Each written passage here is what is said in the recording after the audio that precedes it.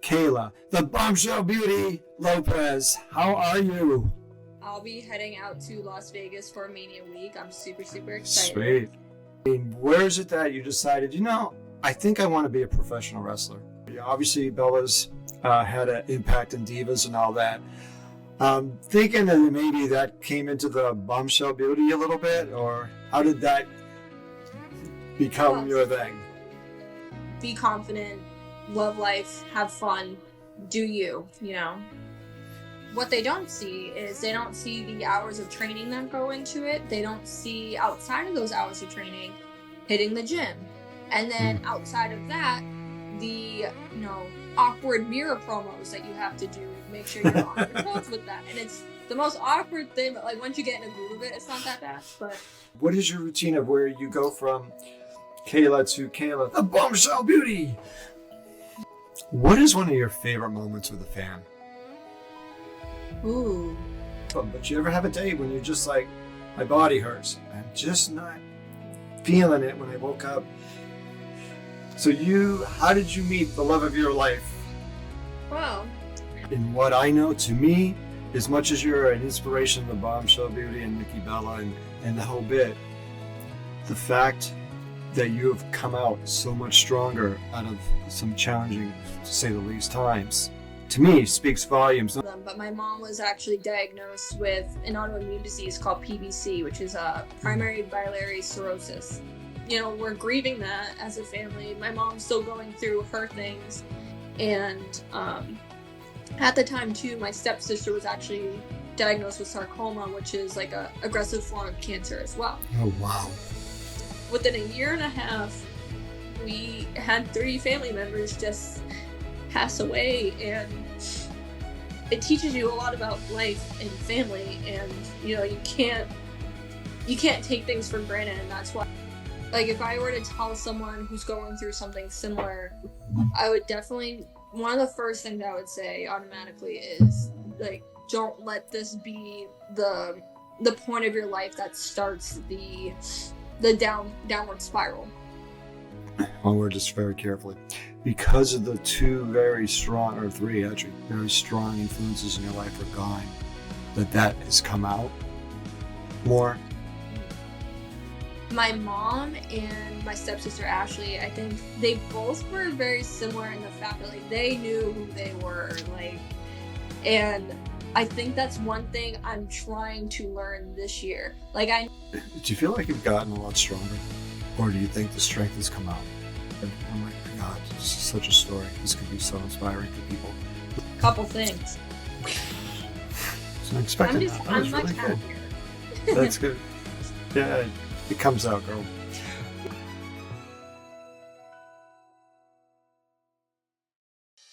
My name is Dean Page, and I'm a certified life coach. I help my clients get perspective, reach their goals, and change their world. I've also had the opportunity to meet a lot of interesting people. People who have had unique careers, built up businesses, and triumphed through adversity. So one day it dawned on me, why not put the 2 together? Why not start a show where people can tell their stories of building success and rebuilding from adversity, with the intent purpose to encourage, inspire, and inform others who are working on their goals to fulfill their dreams. Now, if I only knew what to call it. Maybe I should make a list. Wait, that's it. The Dean's List. Kind of has a nice ring to it. So I hope you join my guests and I on this upcoming episode of The Dean's List.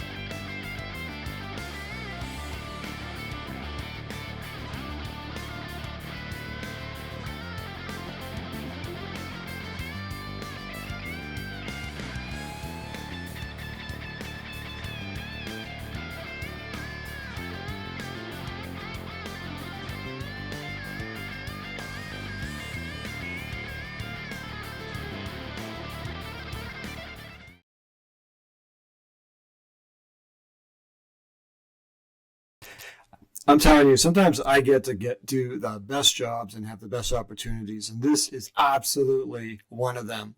I get a chance to welcome to the show Kayla, the Bombshell Beauty, Lopez. How are you? Good, how are you? All right, you're looking great, man. That is great. You. That's good.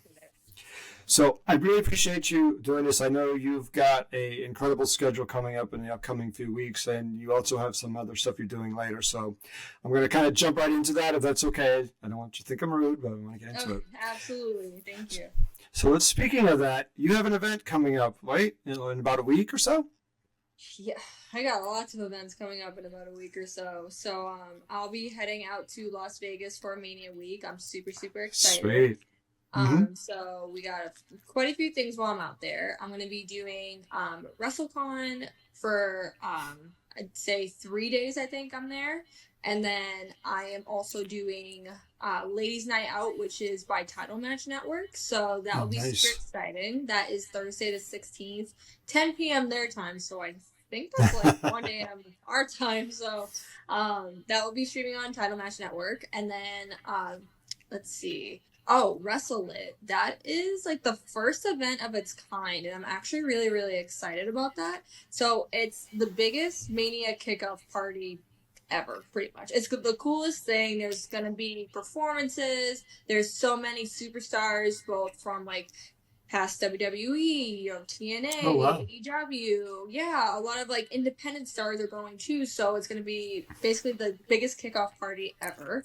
And then Saturday I have Mom Mania, which is Battle of Sin City, and it is run by a podcast who is absolutely amazing. But we are in a Fatal 5-Way, which is the first WrestleLit Fatal 5-Way. So it'll be me and 4 other girls, and we're gonna see who battles it out to win in Sin City. Oh, wow. That's incredible. I'm rooting for you, by the way. Thank you. Well, all the way, every show. Bring New England the W. All right. Yeah, that's just amazing. That's quite a schedule. And I went last year to Vegas, and yeah, that time zone takes a little bit to get used to. Really? Okay. The difference. That's Not a little nervous. Just bring that in, because I'd be wondering, why are people texting me 4 in the morning? And it wasn't for them. Yep. That's great. Well, that's so exciting. I'm really glad for you. So how did this all start out? I mean, where is it that you decided, I think I want to be a professional wrestler? The funny thing about this is every time I tell this story, it's almost like it was actually very random. So I didn't grow up watching SmackDown or WWE in general growing up. My family wasn't very much of like a wrestling family. It was more like my puppy used to watch boxing on Fridays, but that was about it. So one day, I grew up in the dance world, and Dancing with the Stars is one of like the most popular shows, especially right now. It's booming again, but back then, me and my grandma used to watch that. And 2017, Nikki Bella was on Dancing with the Stars. So every season, I Google all of the contestants because I need to see where they come from, or else I don't know. I just need to find out what reality show they come from, what sport they come from, etc. So I look up Nikki Bella and I see a female professional wrestler, and in my head I'm like, what does that mean? Like, there's what? Like I could not even like process that was a thing. So then while this season of Dance with the Stars is airing, I'm also on the side catching up on like all things Nikki Bella, and then expanding the horizons of like all things divas. And then once I cleared that, Attitude Era, like kind of just taking it step back by step back. And then I'm just, I guess, like enthralled by like all of like the divas and all, like just everything about female wrestling. I just loved it.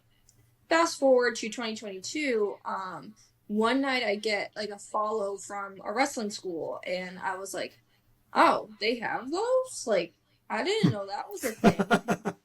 And this was at like 2 a.m. too. It was like one of my like late night doom scrolling things. It sounds like a wrestling school. Yeah.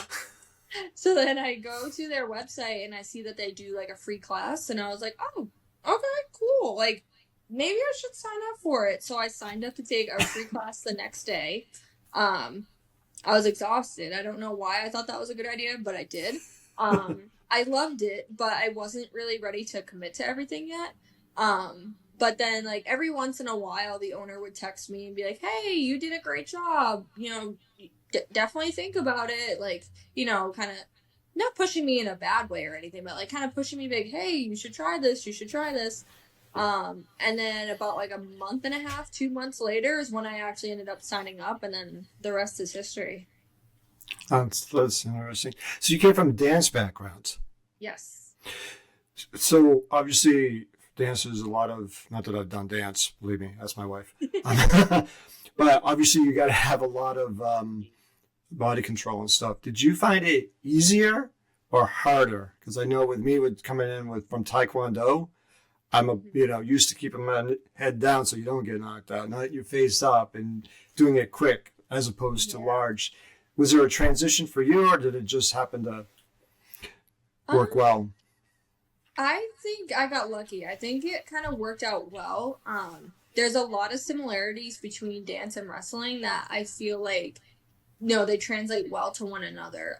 My ability to pick up is typically quicker. And that's just because of having to, like, getting a dance routine and being like, okay, you have 2 days to learn it, or okay, you have a day, or you have a couple hours. Like, that's kind of how my brain is kind of wired to work at this point. Because I danced for 15 years at my old dance Oh, studio. wow. Yeah, and then I did a couple years in college and maybe 1 year outside of college, so like 18 years total. So there's definitely different things about like how to place your feet. Like that's something that wrestlers need to know as well, and like how to position your body, and even like character stuff as far as like I'm still working on my wrestling character, don't get me wrong. But like when you walk out, like it's almost like a stage, like you have to have stage presence and you have to have this, star quality to you that I think is easier for me to pull from because I'm used to having to perform on dance stages and all the things. So I think it definitely helped me. No, that's fast. That's great. Makes sense too. The, I mean, you were talking about like foot placement and all this stuff because most people are automatically thinking, "Oh, I want to be the guy that jumps off the top rope, does a triple flip, and blah blah blah." Yeah. They don't realize like the importance of the beginning. How I'm going to call it fundamentals for lack of a better word. How important do you feel, or at least for you and maybe for others or anybody listening going, hey, I want to do that someday. How important do you think like fundamentals are? Or actually, why don't you tell me, what is really important in the very beginning when you're first learning? Absolutely. I think it is paying attention to those fundamentals. And I think that is like a big piece of, what what drew me to the school that I was training at was like their main focus was fundamentals and footwork and things like that. So I think that really helped me start to understand that. And it's so important because without, you can't just fly from the top rope without, building the fundamentals. I mean, people say you can't, pick out what color curtains or what color carpet or anything inside the house until you build the foundation. So I do think that that's really important. And you're not going to know, like, oh, I know I could do a triple somersault, whatever, off the top rope without being able to even just walk around the ring or go for a lockup or things like that. Don't even think about flying off the top rope or, 619 or anything until you have like things like that. And you just want to keep building it one on top of the other. Yeah, you may jump off the top rope, but you may not be getting up when you land initially. Yeah. And I've seen it. Yeah, I think we both have. I'm sure. Like, yeah, okay. Yeah, well, what about, I mean, there's actually, to me, there's actually a very seriousness in a good way. I mean, you still have fun and it's still a good thing. But like, for instance, if you've noticed, or I've noticed when people get in the ring, before they get in the ring, they wipe their feet. Mm-hmm. What is the reason for that? And how does that translate? From what I was told, and I don't know if this is 100% factual, so I apologize if it's not, but from what I was told, it's a respect thing. So, like, to go right before you get into the ring to wipe your feet, to pay respect to all those who came before you. So that's what I was told. But definitely something you don't really want to mess with. So, yeah. Yeah. That's true. That's what I've heard too. I don't think people realize there's really it's fun, it's glamorous, it's a lot of that, but there's also a very strong culture, and respect, yes. At least in the, I'll say, good places, there's a respect factor that's really needed and trust. I think you kind of hit it but I'm going to go for it. Obviously, Bella's had an impact in Divas and all that. Thinking that maybe that came into the Bombshell Beauty a little bit, or how did that become your thing? Yeah, Maybe. and it's funny too because I'm actually making gear for Mania currently. I'm like staring at it over in the corner over there. That is it is very Bella inspired because I'm like, you know what, I'm gonna go all out. But yeah, I think definitely just like it's interesting. So the nickname Bombshell Beauty, I think, came up during like a casual texting conversation, and then someone else had texted me saying, "Hey, we need like a description or like a nickname for you." And I said what the other person had said to me, and I was like, "Does this fit? Like, we could try it." And then it just stuck. So I mean, I love it. But I think when I first started getting into that and trying to figure out what that is, and I'm still trying to figure it out, I think like the first event after like they had posted something saying the Bombshell Beauty Kayla Carroll, because it was Kayla Carroll at the time, I wore bright red lipstick or something. Didn't really think much of it. I was like, all right, I'm just gonna try a red lip because I think my friend, she was a makeup artist and she did my glam that day. She put a red lip on. I was like, oh, I don't usually do this, but and it was crazy because everyone that day was like, oh, that's so your color. We love red. And obviously, like, Nikki Bella is like red and black and white. Like, so I was like, oh, okay. So I just kind of kept it going. And then even now, like, I have my new shirt on now. I decided to stick to like the white, black, and red colors. And, I started, especially recently, too, I've been wearing more of the red lip lately. And it's cool because I'll get like comments on my YouTube videos or like on Instagram DMs or whatever saying like, oh, just like Fearless Nikki, or like it's giving Bella. And it's like, oh, that's like a lot of people do hate, like not like hate, but like tease me. That's a good word. Tease me about being a Bella's fan, but like at the same time, these are women who paved the way for women like me or just women in general to be able to do what we do. So like I'm one of those give respect where, it should be, and they definitely deserve their respect. They're Hall of Famers. So but yeah, it kind of, I think the main thing I take from them is like Nikki is fearless in how she lives. She's not living for anyone. She's living for herself and obviously her son. But like, she's fearlessly herself and doesn't care what other people think. And that's like the part of the Bombshell Beauty that I'm really focusing on this year. Like, not being scared anymore and not just taking other people's word as gospel and not letting others beat me down. It's more so like, Kayla, you got this. Be confident, love life, have fun, do you. Well, I mean, I've known you for like a few years, and I can tell you that from what I see, this is when I say the best version of you, it's probably the most you as the person, when I talk to, behind the, and backstage, but there's a confidence to me when I talk to you and listen to you that's coming out that isn't like, okay, let me pretend to be confident. And it's really, really cool to kind of see. Yeah. Honestly. Thank you. That's definitely been a big thing this year, is finding myself and finding my confidence, getting that spark back. Mm-hmm. What would you say? I mean, again, people see the glamour side, the red lipstick, the costumes, the whole performance, the signing the autographs and all that. What's the side that people don't see? Meaning, the work part of it, the hard part of it. Yeah. I think so to your point, people only see the gear, the hair, the makeup, the lights, all the things. What they don't see is they don't see the hours of training that go into it. They don't see outside of those hours of training hitting the gym.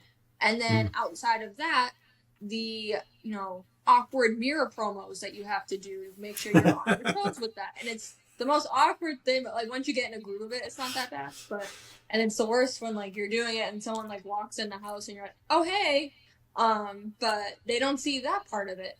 And then to keep peeling that back, they don't see the hours of watching wrestling. So then there's this whole chunk of things that people don't see. So then that's all wrestling related.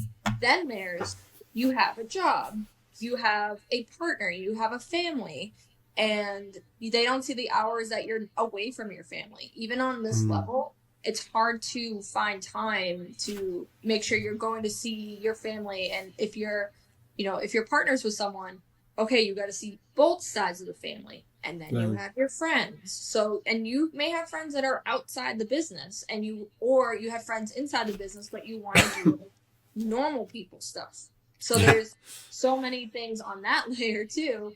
And then after that, you have time for you. You have to find like some sliver of time for yourself, your sanity, mental health, things like that. So there's only 24 hours in a day, and there's only 7 days in a week. There's so much time that wrestling consumes that what fans don't see is how all of our other time is being utilized. So I think that that's something that fans sometimes forget. And I think they can sometimes get upset when, like, if we don't answer a DM quick enough, or we happen to miss a post that they sent, or things like that. It's, it's always like, I promise you, I appreciate you. But at the same time, life also happens and things happen. So there's only so much time in the day. And I think that people forget that sometimes, that we're all human. Yeah, I might comment on that piece because I can. I'll ask you this question first, though. Obviously at the shows when you come out and you have to focus in on the match. I mean, you do that. You greet the fans and all that. Oh, yeah. But at the tables, when you're doing the merch and speaking of that, we want to make sure we get your contact information so anybody watching this can get that really cool shirt and any other merchandise. So, yes. I'm thinking my wife would really look good in that. I'm just saying, I might have to get one. You know what I'm saying? Got it. White, red, and black. There you go. That's the colors. I've seen you, obviously, at the tables with merch, and you are incredible with dealing with the fans and stuff like that, which is natural. There's times I've been at different shows and different things where sometimes people forget that the person on the other side of the table is a person, not necessarily that heel character or, stuff that you may boo them or whatever, which is part of the deal. That's okay. But, there's a respect line that I see sometimes crossed. And I'm saying it, you're not, because you're great. But I'll be that guy. Do you have any advice for maybe for people who aren't really sure where that guideline is of, okay, of when you meet somebody like that, but, at a table and stuff like that, and the respect factor? Yeah. Not to put you on the spot. Yeah, no. It's hard because, like, the person, like, for the performer, just in one ear, out the other. In worst case, if you have to grab security, do it. That's kind of what they're there for. But, like, you want to be as gracious as possible to every fan, and obviously depending on your character, what you, like, how your character would interact, obviously follow that. But there is, of course, that line that, like, cannot be crossed. Or even, the worst part now is that there's social media, so it doesn't just end at our merch table. It goes to our DM / our DM requests. So, like, for performers, I would say just, like, know your boundaries, know what you're comfortable and not comfortable with, and handle it how you see appropriate. Obviously, as long as, like, it doesn't provoke violence. I'm not saying violence, but if you need help, if you need someone to help you, grab someone to help you, or if you're comfortable handling on your own, handle it. But and then obviously DMs, it's great because they can just send it, you can just delete it. Like, that's one of unfortunately I do get a lot of those, and I just end up deleting them, blocking them, or both.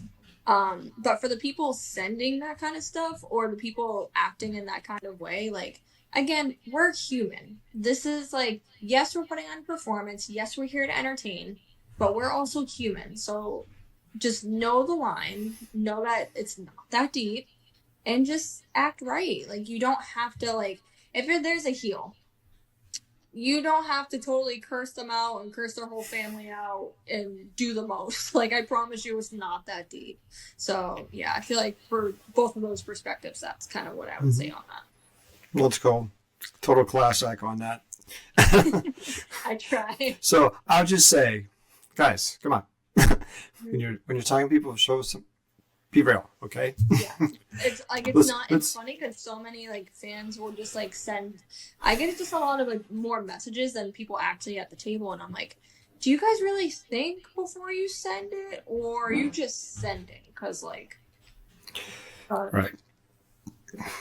Yeah, Right. When people, yeah. Not to be negative, but it is an opportunity to say, let's, you get a chance to meet somebody and have a picture taken or whatever. Let's be respectful or consider what y'all doing. Because, not to mention they're giving their, the people today were giving their time for you. They also just, I got news for you. It's not a trampoline when you land and do the bumps. Yes. So, spoiler alert. It is not. Yeah. Yes. Does it hurt? Yes. Will you slap out? Yes. So you dissipate the energy and you spread it out. It still flipping hurts. Yep. Safely, but it still hurts. So speaking of that, so real life, I mean, you mentioned like jobs and you got family or juggling, just real life stuff. Yeah. And you're getting ready to go out in front of that, in that audience. And you're right before you go through the curtain, through the curtain. If you're going in the curtain, you got a really bad day.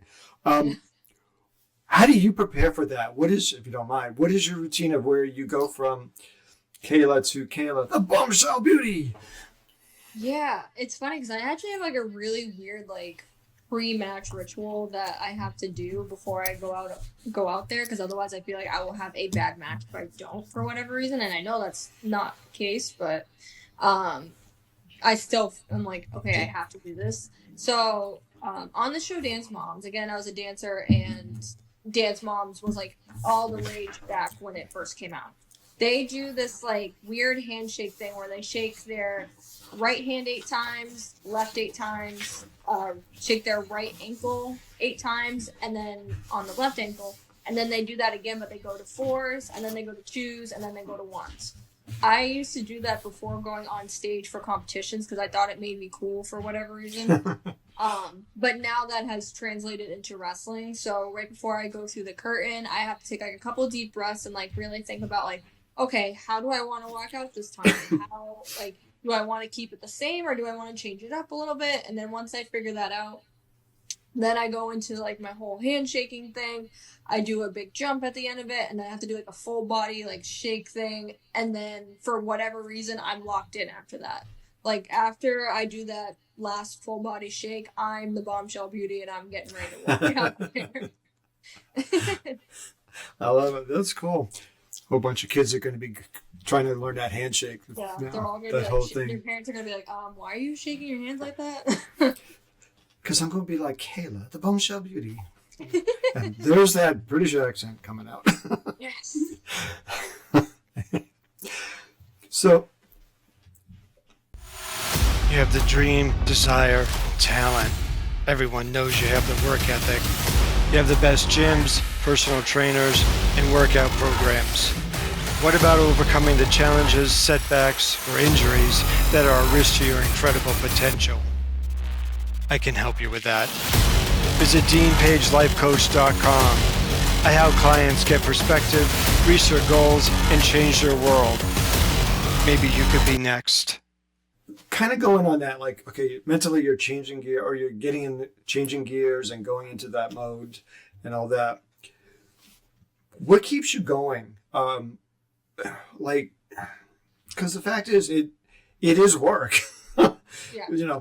It is physical. There's a lot going on in the mind. You're doing the moves. You're making sure everybody's safe. You're entertaining. You're remembering character. You're doing all. Yeah, there's so much involved that people don't realize. Oh yeah. So, what do you do on days when, or maybe you don't have them, but you ever have a day when you're just like, my body hurts. I'm just not feeling it when I woke up. Or maybe confidence isn't as high as normal. How do you deal with that? Yeah, I mean, those days do definitely happen. Let me be perfectly clear. Those days happen, and they happen just kind of, I guess, normal pace, I guess. But yeah, what I do is I kind of just listen to myself and my body. And right now I'm in a phase of trying to allow myself grace for when I feel like that, because there are a lot of times where like I wake up and my whole body hurts, or maybe mental health wise I'm like, I need a break, because I mean, again, I'm working at least 5 days a week, 5 to 6 days a week at my regular job. Then you have wrestling on top of it, and then I'm also owning my own side business too. So like I do find myself burning out here and there. But I just listen to my body, and if I'm like, okay, you need like a bed rotting day, or like just a day to like unplug from everything you're doing and distract like other ways, then I'm learning to be okay with that, because it's not laziness, it's recharging. Because if your phone has no battery, can it call people? No.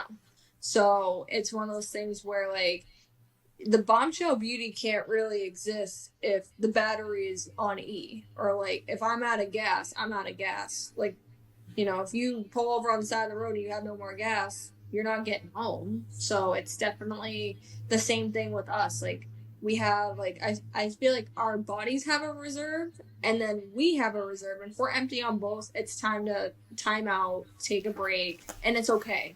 We don't have to be on this grind 24/7. It doesn't make us lazy. It's okay to take a day.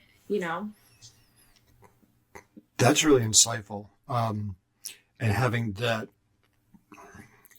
understanding of knowing that we can look at, you can have a Honda, or you can have a Ferrari if it runs out of gas, and you can't say, well, the Ferrari's not done well, Yeah, exactly. And it's important because, there is which I've seen, oh, you're being lazy, oh, you're not putting all the effort in, blah, blah, blah. But in actuality, if you're totally burnt out and it starts to negatively affect your performance and everything else, Yeah. it's not helping. Okay, so great. You're doing beyond what you're really able to, not you, people are doing beyond what they're really able to at this point, and it digresses down. I mean, there's a certain point, even if you're a rock singer, if the voice is getting shot, there's a point where, okay, it's not going to work. Yeah. Let it heal and then go on, even with the raspiness. Well, even think about it too from like a safety concern. If we're that's true. exhausted, like if we're exhausted in the ring and we miss something by a second or a split second or whatever, that's, again, we're putting our bodies on the line. We have to be really careful, and we really have to understand what we're doing, and we have to be, maybe not cognitive enough, but like really awake and functioning and ready, so that we don't hurt ourselves, or better yet, the other person or the ref, or literally anyone. It's all safety too. So, well, the fact is, you have to be mentally alert, because stuff happens, and maybe exactly that, maybe timings, maybe different scenarios or misunderstanding communication. So to be able to adjust on the fly, you got to be able to be pretty sharp. Absolutely. To be ready for that. So speaking of sharp, I have to give a shout out to one of my, I just think he's great. The love of your life. I just really like him a lot. Yeah. Yeah. So how did you meet the love of your life? Well, I met him. We still do train together, but I met him when I started training, and it was so funny. And he's definitely gonna kill me when I say this. Love you, babe. It's Dean's fault. It's Dean's fault. Yes. So he was so quiet when I first signed up. And I remember him and my other friend, and now he's one of my best friends, Kyle. I remember thinking, like, I would go home and be like, these guys hate me. Like, I don't know what I did to them. Like, genuinely confused. Like, and, time goes by. And so I started it was like the last week of October, early November. Months go by. Then all of a sudden, late March of 2023, I think we were at like a show in Lawrence, and he was all of a sudden just comes up, sits next to me, and just starts talking about music and football and something, and I'm like, what was he talking to? Like, I'm like looking around, like, as if there's like someone else he's talking to, and I'm just like, oh, okay, yeah, we're having a conversation. This is cool. And then we would just talk at shows and like occasionally work together during our trainings. And then all of a sudden, June of that year, so that now we're months later, he invited me to the beach, and I was like, okay, cool. Like, I didn't think anything of it because again, we were having conversation here and there, thought nothing of it, and turns out that was a date, and the rest is history. So he's like, oh yeah, no, I told you. I was like, you did not tell me, so I will die on that hill. But he's great. He's amazing. Mm-hmm. And his name is? He is the oh wait. I almost said like my nickname for him, and that he would okay. Because it was funny. There was one time where we were at a show in Nashville, and Adam Barisano called him. He goes, "Oh, it's the Chooch or whatever," and I start all on the microphone. I think it was like a Spencer Slade 5-minute challenge or something. He's like, "Get in here, you Chooch." So then I turned it into the Chooch of Paradise, but he is Paradise's finest, Miguel Rios. That is my husband. He's very cool. proud husband, or very proud husband too. He like loves, like, he'll record all my matches. He helps me at my merch table. Like, the best husband ever. He's great. He's nothing like his like in-ring persona, though. I will say that. Nothing like it.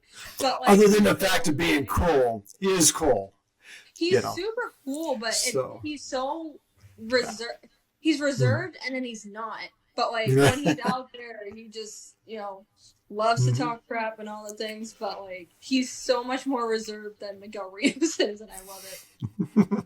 I mean, technically, at this point, he's been in 100% of my matches that I've been involved in.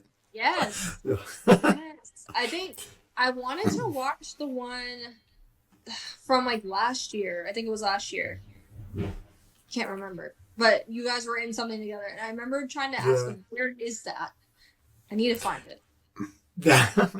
It was cool. He was very good about helping some of the newer guys too and guiding them. So, me included. But shout out to Jose, man.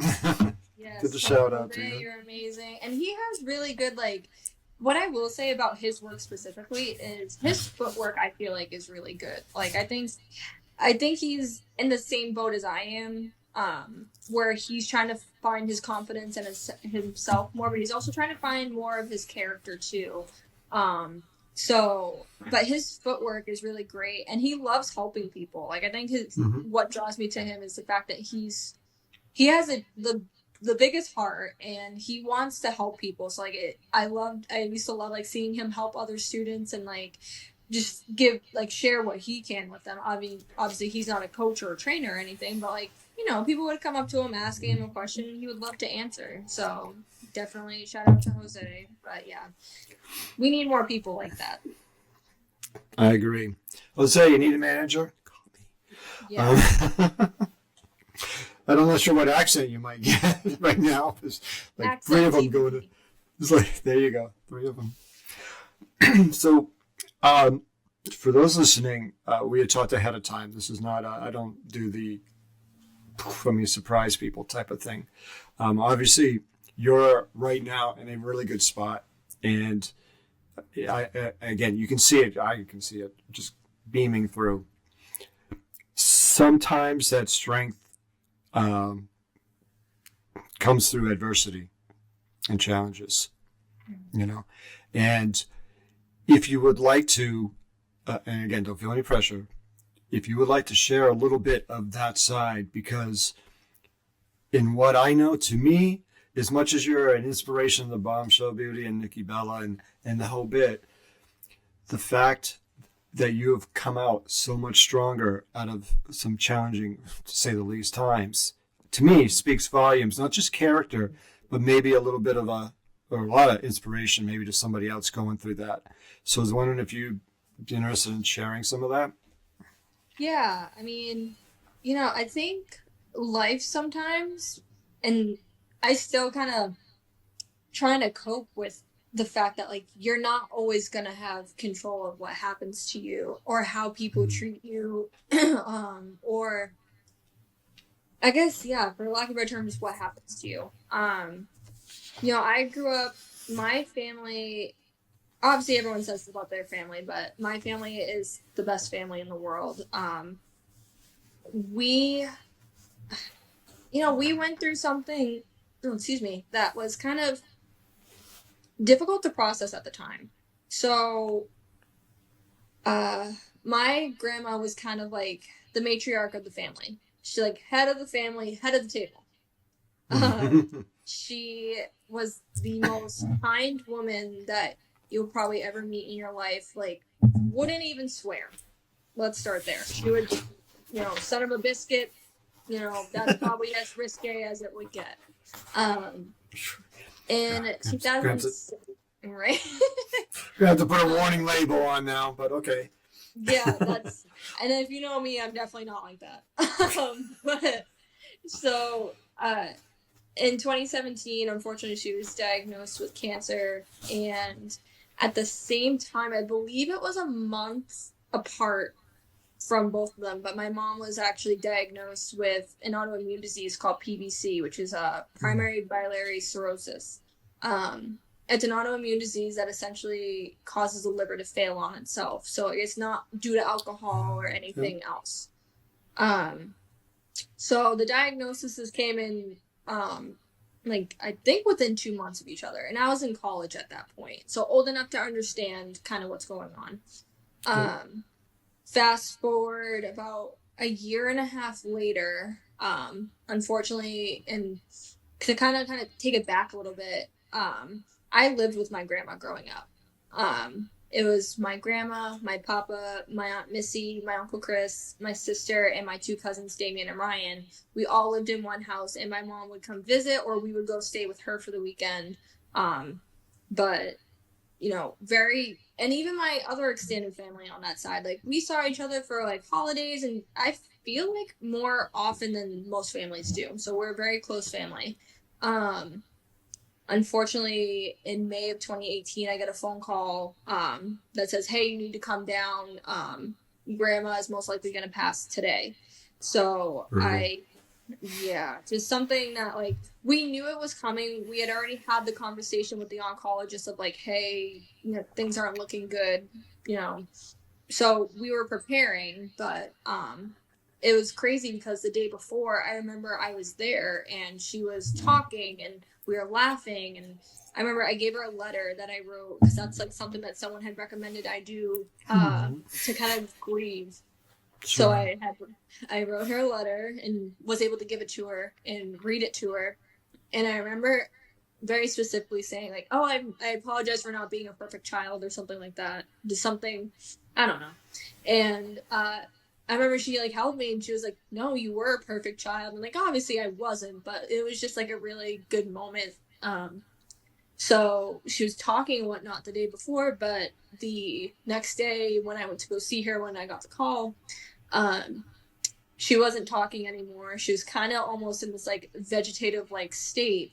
So, we all got to be in the room and say goodbye. And I think she felt it, and she was able to pass knowing that all of us were right there and we're saying it's okay, I guess. It was kind of weird though, because we were all silent and I didn't even know what had happened until people started walking away. So then, we're grieving that as a family. My mom's still going through her things. And at the time too, my stepsister was actually diagnosed with sarcoma, which is like a aggressive form of cancer as well. Oh, wow. So we had a lot going on. So that's May of 2018 that my grandma passes. About a year and some change later, in July of 2019, I get a phone call from my uncle at like 5 a.m. or something like that. I had visited my mom in the hospital the day before because she had had some internal bleeding that was happening. And, to my understanding, when I visited her in the hospital the day before, everything was okay. And, we were going to visit her that same night because I went during the day. Me and my sister were going to go at night. And she had texted me, and I still have it. I have all of my text messages with her. And she said, "Don't come tonight, just come tomorrow." And he said, "Okay," because she was, we were down here, kind of like local to Derry, and she was up in Portsmouth Hospital.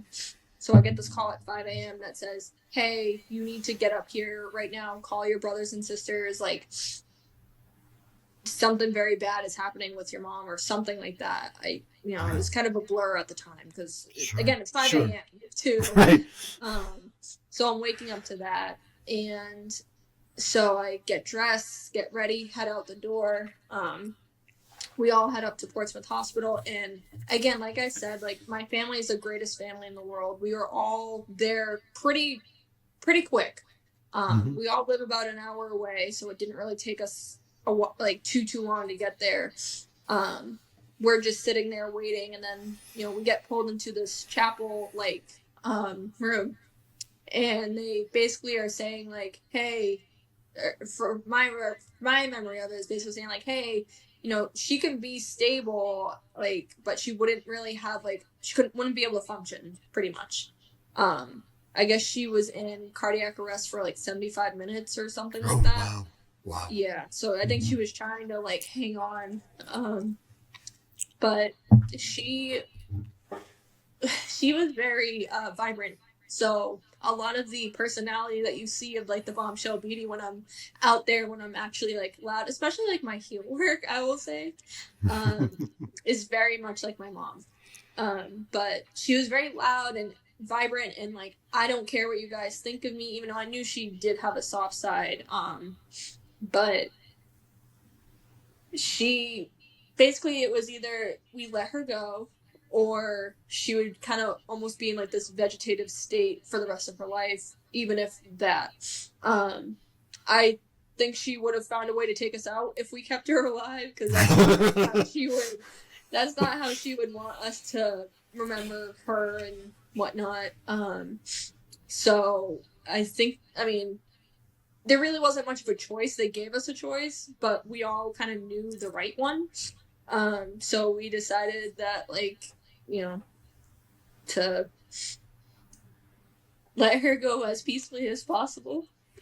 So then we lost her about a year and some change after my grandma. So, and then unfortunately about 6 or 7 months later, my stepsister Ashley passed away from her sarcoma. So within a year and a half, we had 3 family members just pass away. And it teaches you a lot about life and family, and you can't take things for granted. And that's why, we talked about earlier in the podcast, like, we have 24 hours in a day, 7 days a week, right? People don't understand that as performers, we need to find time to connect with our family, to connect with our friends, our partners, our loved ones, animals, whatever we have. And the other part of it too is being able to dig deep and come out of that. Like, you don't want to stay in that sadness. I remember after my grandmother passed, but before my mom passed, I ended up running a fundraiser. It was like a dance show to raise money for cancer awareness. And I still have the video of my mom on stage being like, "Kayla had 2 paths to go. She could either give in to grief, or she can turn it into something nice. And this is what she decided to do," and stuff like that. So, now for me, something that I want to do moving forward is I would love to either run another dance show or run, like, a once a year wrestling promotion that is just fun and nothing too serious, and, like, have proceeds go to, like, American Cancer Society or PBCers, which is a really great nonprofit that helps families with PBC with resources and getting help and finding doctors. So, it's coming out of all of that and being able to find the strength within yourself to keep going. And obviously there's so many times where it's been let's see, 7 or 8 years since everyone's passed, roughly. Because even after that, like, I never really knew my birth father, but he passed away in like 2021, and someone had let me know, and that was like its own weird grief, because it's like you don't know this person, but he's your father, so there's no chance for you to really connect. Like, you know, there's days where it hits, and those mental health days that we talked about, like, it still hits. Like, there's so many times that I wish that I could call my grandma or call my mom or even just go and see them. Like, my mom got married in Las Vegas, Yeah. to the love of her life, and Oh wow. like, they eloped at the Little White Wedding Chapel. So that's definitely one of my things that I'm going to do when I go out there, is go take a picture where they had their picture, or like, there's so many things I'd love to be. Mom, I won my first match today, or Mom, I made my debut. Like, those were phone calls that I wish I had had, but hug your loved ones, because you never know when that time is.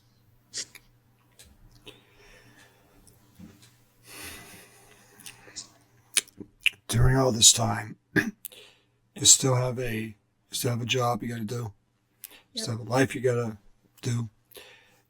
You're still doing wrestling at that point, right? I actually hadn't even started yet. I was watching Okay. it at the time. Okay. I dropped out of college and was in aesthetic school at the time. Okay. So All right. So you're going to school too, yep. and were you still doing dance at that point, or A little is bit on the side. Like, my okay? dance teacher was like having alumni classes here and there, but it was a lot of schooling Okay. and So work. which is such I know you have to really focus for school. So, if you don't mind me asking, you're balancing this and this and this and this and this and this, and you're dealing with not just, oh my God, not just one loss, but two and three. That it's like it's not an addition. That's exponentially affecting. What I guess if somebody was going through something similar, is there any specific advice that or coping mechanisms or things that helped you to kind of process? Because that was one thing.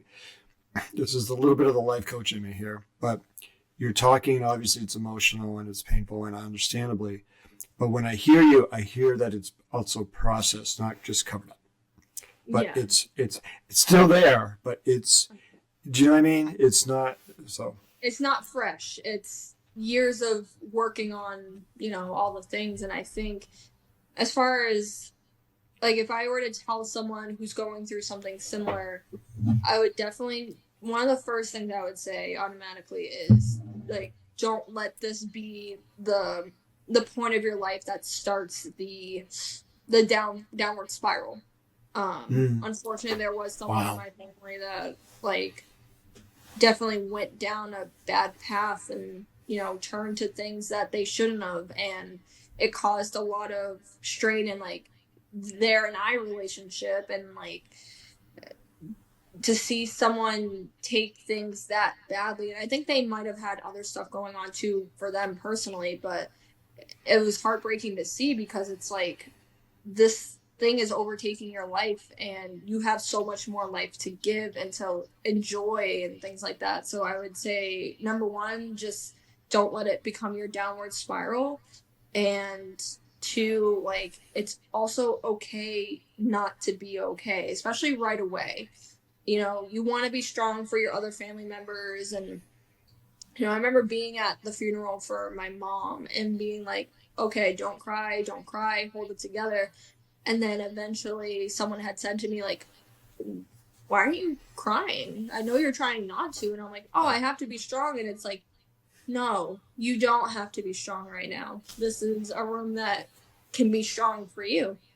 So, like, it's okay not to be okay. And it's going to hit at some of the most unexpected times. Like, Yeah. and it's crazy. Like, when Jose and I got married, we went out to dinner that night, and we came home, and I think I sat down for like a second, and then all of a sudden, woof, and it just came over me, and just like, oh my goodness, I miss my mom, I miss my grandma, like, I wish they were there, I wish I could call and tell them. But you just can't. But you also can't let it take you over. So I think that's probably one of like the biggest pieces of advice I could give is just they wouldn't want that for you.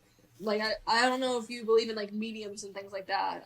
I do. I think I like seeing a medium from time to time, but like one of the biggest takeaways I've gotten from them is like they don't want you to be upset or cry or be sad. Like they want you to live life and do the things that they maybe couldn't do, like things that they didn't get to accomplish. So like definitely just don't let it take over. It's not worth it. You still deserve to live a happy, healthy, and fun life.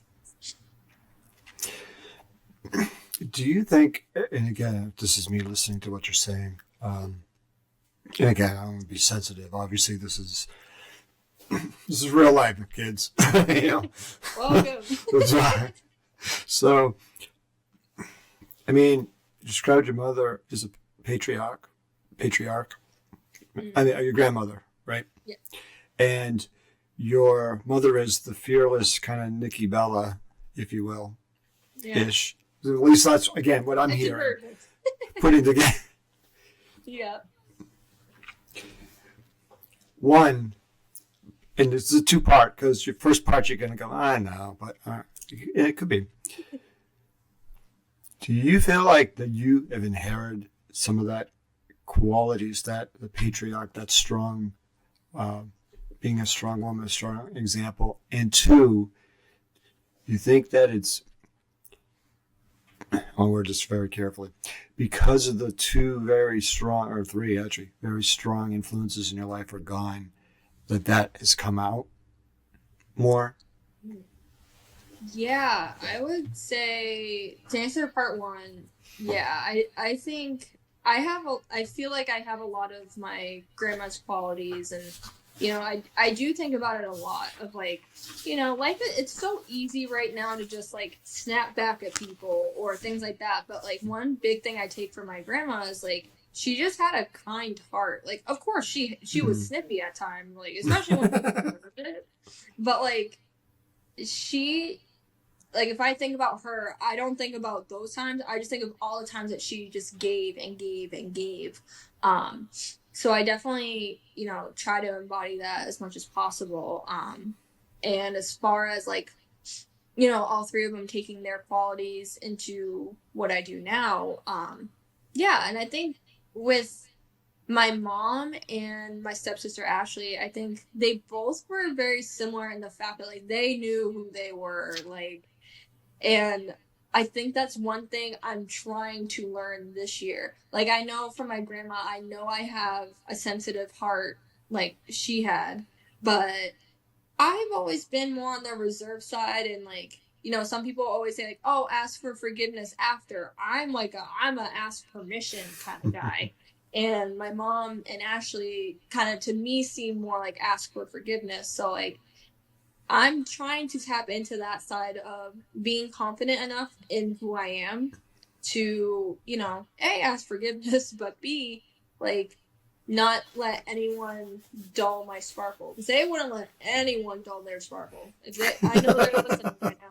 They were very sparkly, and that's something I remember not understanding because I was so different. But now I get it. Like, I understand from a logical standpoint of like, there's no need to let anyone else bring you down, try to bring you down, and, you know, keep you quiet. So definitely working on taking that part in more to kind of just round off the part that's like, sometimes I can be a little too people pleasy. So that's kind of what I'm taking from them is don't be as much of a people pleaser, you know, do you still have to exist. Do you think you're getting better? Again, reflecting what you're saying, and I'm asking, I'm not telling you. Do you think you're getting better maybe at setting personal boundaries? I'm working on it. I would say I'm getting better, but I think there's still a lot of things that I need to say no to more, or I need to be more confident in the boundary. Sometimes I'll set it and then I'll be like, oh, well, kind of. And I need to work on just set it and forget it. Like, if this is a boundary, there's no crossing it. Like, you know, I had to do that the other day where there was someone crossing a boundary with me, and it killed me inside. But I just had to back out and be like, no, I'm sorry, this does not fit well for me, this is uncomfortable, and I'm proud of myself for doing it. But at the same time, me being me, I'm like, oh my god, I'm such a bad person. But like, it's not a bad thing. Like, I think if anyone else did it, I would be like, oh no, pop off, queen, like you got to do what's best for you. But because it's me, I'm like, oh well.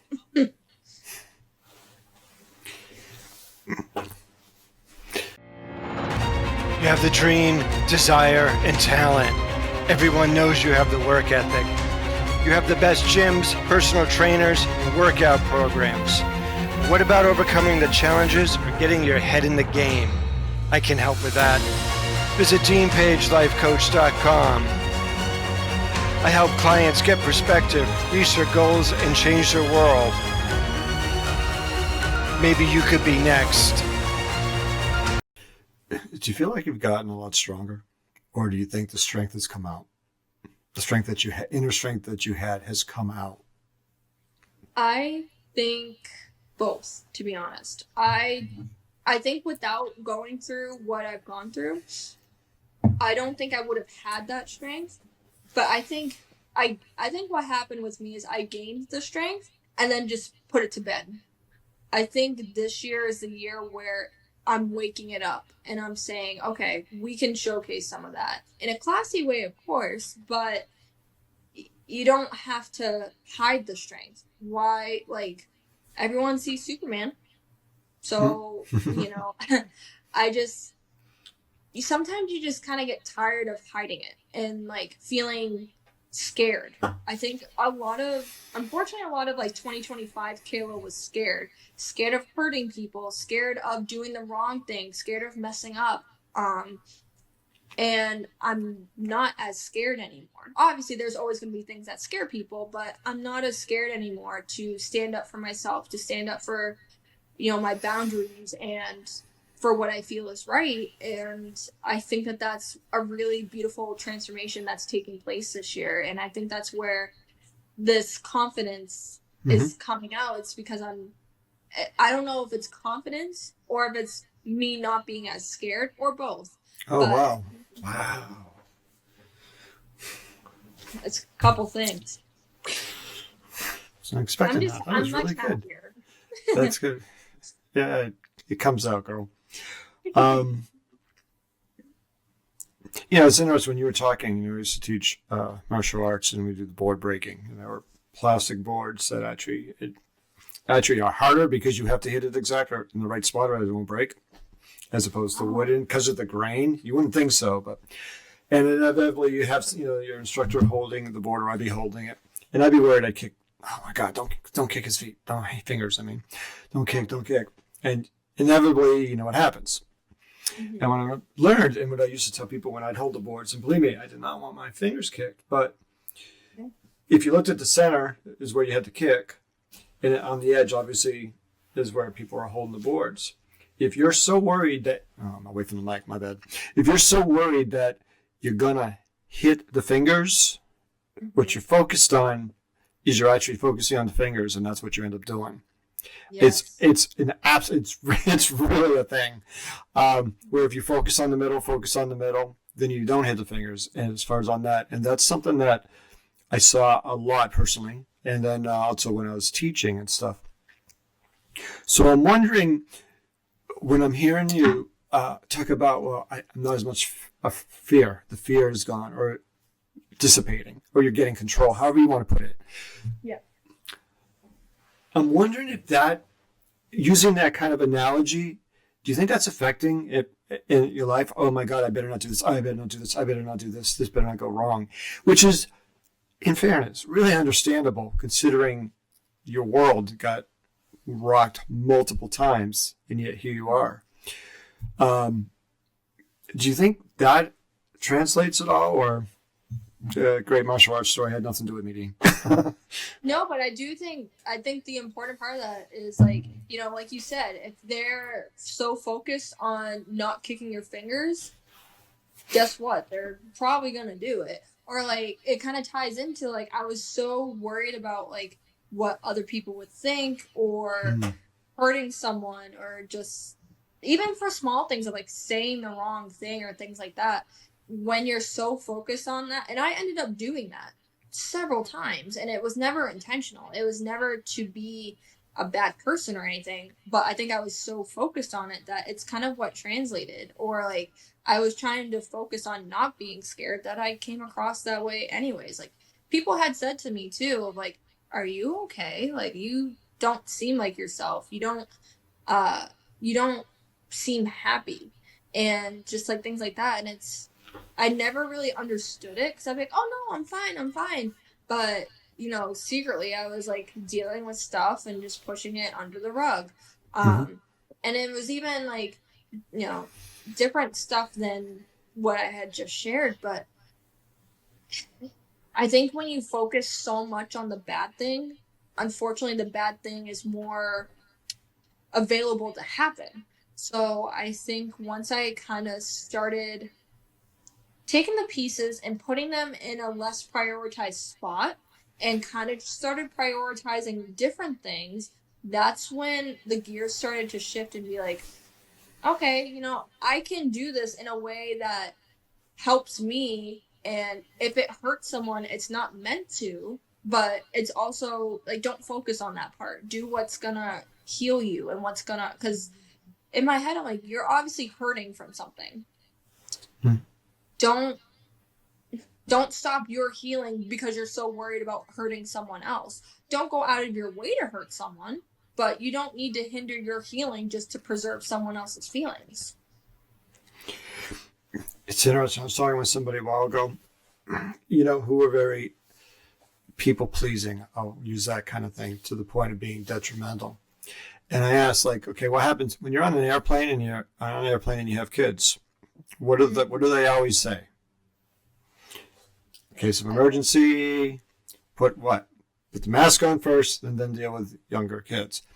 Yeah. Is it because they don't care about the kids? That's it.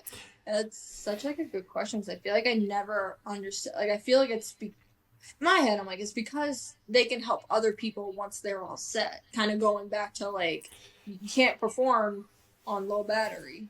Exactly. And we'll even go further. Not only can you not help, not only you can't help as effectively, you can't help if you're passed out. Yeah. So what may seem sometimes like a selfish act when they're okay, I got to get my mask on, I make sure I'm breathing oxygen. That's so that you can take care of others who are kind of dependent on you or whatever. But if the mom or the parent, whatever, passes out, then it's not a good ending for any of them. Yeah, so exactly. Sometimes, now where is that line? That's a learning curve, and you got to figure that out. But think of that when you were talking before about knowing, like, okay, my body, I need to rest, I need to charge, because especially in well, not just real life too, but like when you're balancing a couple careers here and all that, man, there's always something. Oh, can you do this? Oh, can you do that? Can you do this? And there's a point. So, again, I'm looking at the time. I want to be cognizant of the time, because I know you're very, no, you're good. You're busy. So, well, actually, let's do this before I forget again. Your contact information. If say a promoter wants to get a hold of you, or promoter, not or if there's a email or contact information for fans, if they, and obviously, that's incredible merchandise that you have, or any of that type of stuff, or know more about you, or what you have. What's your contact information? Of course, we'll put it up on the screen. Yeah. So my email is thekayla@gmail.com for, bookings and things like that. Also, my Instagram is probably where I'm most active. So my Instagram is just @thekayla_Lopez. Same with my TikTok. I'm mostly scrolling on there, but I do post stuff here and there. I'm kind of just not super entertaining, so I kind of just post things and kind of go MIA for a little bit. And then I have my YouTube channel. It's just Kayla Lopez. Most of the time, if you just search up Kayla Lopez Wrestling, my profile will pop right up. Yeah, so that's pretty much where you can find me. All right. We'll get that information on the screen and put it on after also. What is, when you look back, and again, you're not done yet, kid. You're still doing stuff. Yeah. What is one of your favorite moments with a fan? Ooh. I have a very oddly specific one. So I was doing a show up in New Hampshire, and I was coming through the curtain. No, I think I was going back to head backstage. I had just done, I was part of I think it was like a 30-man Royal Rumble or something. And it was great because it was me and Jose at first, and I got to like kind of talk crap to him a little bit. So that was really fun. I remember that. I was there.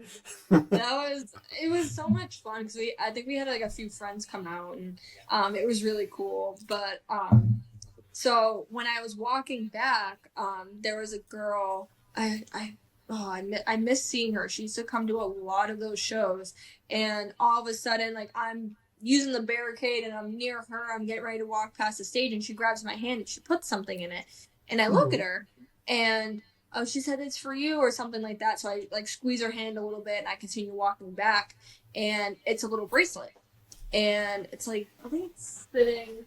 Actually, I have it. Right here.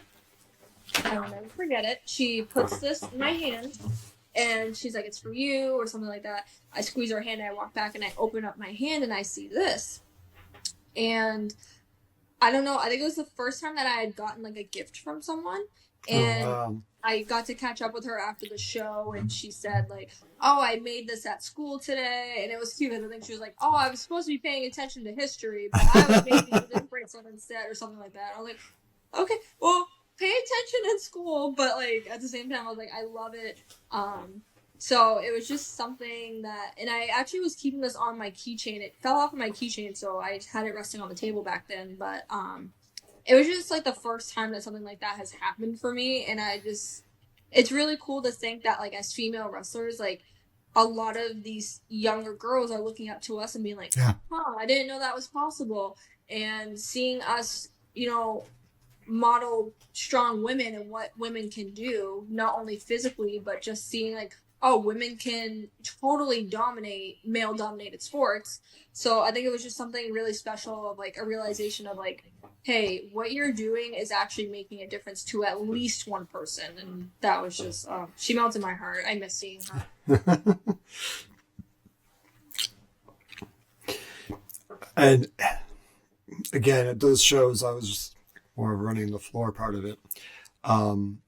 So I got a chance to really see the audience react, probably more sometimes because you got the lights, so it's hard to see something.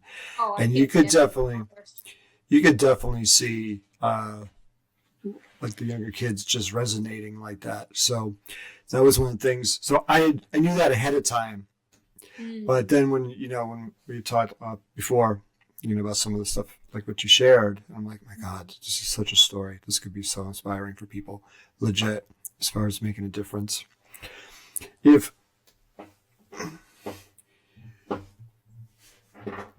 When you first, I don't know the age, but when you first say started out in wrestling or started out in, on your own or however you want to put it. Yeah. What would the Kayla sitting across from me now, well, remotely sitting across from me, what would the Kayla like to tell that Kayla? Oh my goodness, so many things. So if I was speaking to 2022 Kayla, I think I was 25. I think I just turned 25 at the time. I would look at her dead in her eyes and say, I have so many things I would like to say. But I think to really kind of hit the nail on the head, I would just be like, listen to your gut. Okay. And also, if you're gonna do this, don't be scared. Do not let people try to intimidate you or manipulate you, or really just I guess overall, that combined with just listen to yourself, listen to your heart, don't change it for anyone. Because like I think at the time, like I still have a really big heart, but at the time I think I was like so overzealous with trying to like spread myself thin and be what people thought I was gonna be as far as wrestling.